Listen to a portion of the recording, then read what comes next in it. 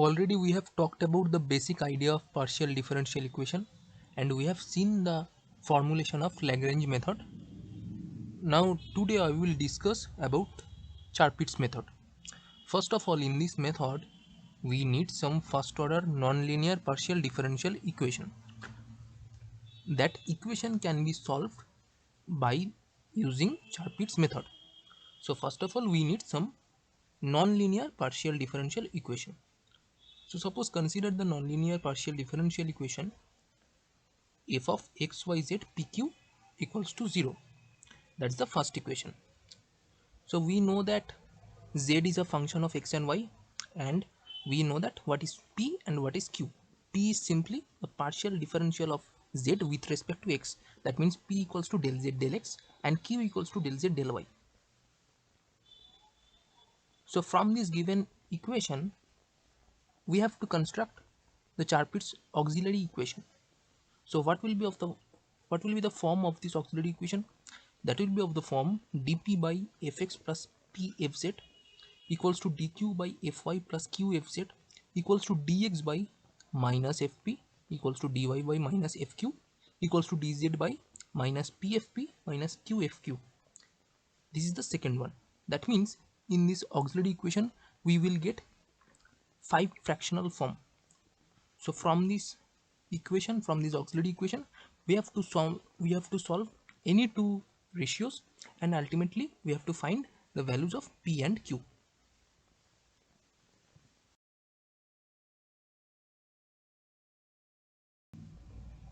So in this method, what's our basic target?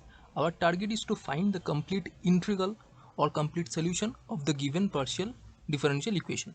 So what is the working rule?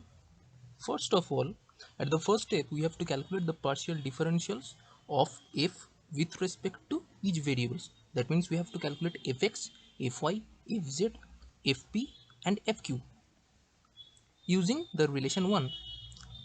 Now, using 1, we have to construct auxiliary equation. That means in second step, we have to compute Charpit's auxiliary equation. That is the second equation. And in the step 3 or step C, we have to solve the equation 1 and 2 to find out p and q. That means we need some explicit form of p and q.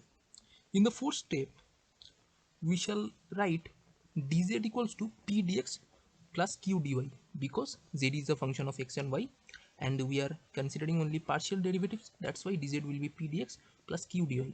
That is the third equation or third condition. In the last step, we have to integrate this third equation. That means we have to integrate third one with respect to x and y partially. So ultimately we will get some value of some expression of z. That will be the required complete solution.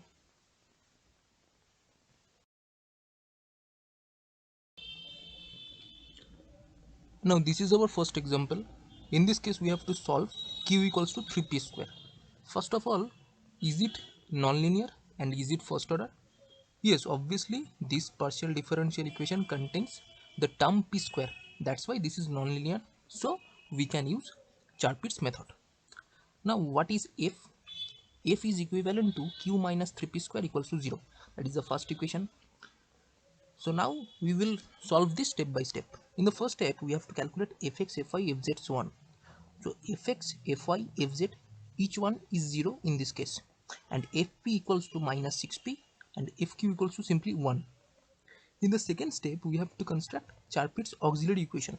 What will be the equation? Equation will be dx by fp, that's why dx by minus 6p, dy by fq, that's why dy by minus 1, equals to dz by minus 6p square plus q equals to dp by 0 plus p times 0 equals to dq by 0 plus q times 0.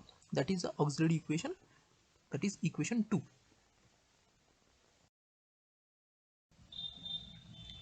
Now in the third step, we have to find p and q explicitly. Now from auxiliary equation 2, if we consider simply fourth fraction, that will give us the idea of dp equals to 0, because denominator is 0, that's why dp will be 0. That means p will be simply a constant term. So for example, p will be a. Now from the given equation or from the equation 1, q will be simply 3p square, that means 3 times a square. So we have got p and q. In the fourth step, we shall write dz equals to p dx plus q dy. That means dz will be a dx plus 3a square dy. That's our third equation. And in the last step, we have to integrate this third one. So integrating this third equation, we will get z equals to integration p dx plus integration q dy. That means z will be ax plus 3a square y plus b. B is any other arbitrary constant. So that means we have to integrate with respect to x partially, and we have to integrate with respect to y partially. That's why z will be ax plus 3a square y plus b. That is the required complete integral or complete solution of the given partial differential equation. Now in this second example, we have to find the complete integral of q equals to px plus p square. So what is f? F will be q minus px minus p square equals to 0. This is also non-linear because it contains the term p square. That's why this is non-linear. So we have to construct Charpit's auxiliary equation. Before that, we have to compute fx, fy, fz, fp, fq, so on.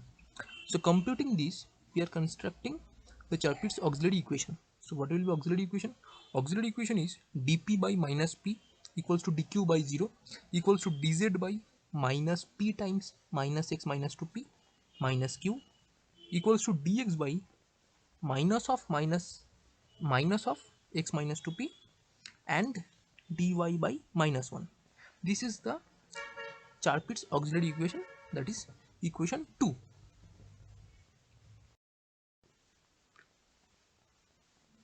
Now from auxiliary equation, if we consider simply second fraction, then second fraction gives us dq equals to 0, that means q will be constant term.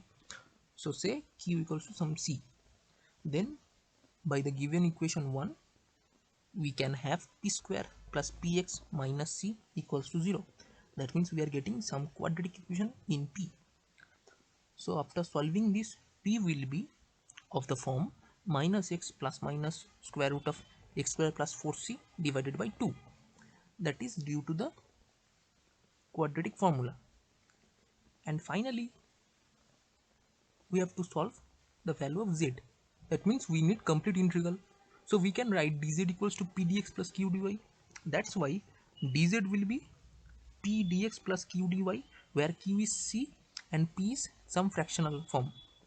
Then after integrating both sides, we will get z equals to minus x square by 4 plus minus half times x into square root of x square plus 4c by 2 plus 2c times log of x plus square root of x square plus 4c plus cy plus d. Why cy plus d? Because initially that was q dy and q is c, so that's why c times integration dy, so it will be cy plus d, where d is some another arbitrary constant. So in this case, we have got the final expression of z, that is the complete integral or complete solution of the given non-linear first order partial differential equation. So in each case, we have to first construct f, then we have to calculate the partial derivatives, then we can construct Charpit's auxiliary equation. From that equation, we have to find p and q. After finding p and q, we have to write dz equals to p dx plus q dy. Finally, we will get complete integral.